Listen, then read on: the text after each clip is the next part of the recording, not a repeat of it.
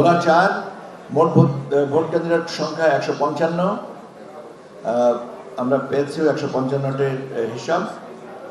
জনাব আবুল কালাম জাতীয়তাবাদী গণতান্ত্রিক আন্দোলন সিংহ প্রতীক নিয়ে পেয়েছেন 208টি ভোট।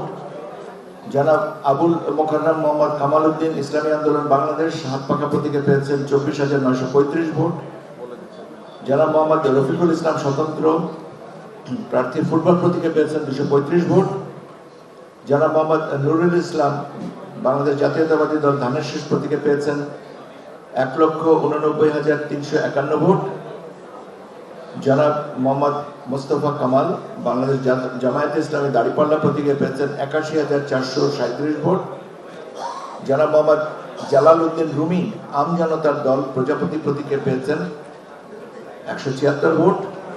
জনাব মোহাম্মদ মিজানুর রহমান জাতীয় পার্টি লাঙ্গল প্রতীকে পেয়েছেন 545 ভোট। 72 ঘন্টা ময়েশ্চার লক সমৃদ্ধ লিলি বডি ওয়াশ শিয়া বাটারের গুডনেস স্কিন রিপেয়ার করে রাখে সফট ও গ্লোয়িং।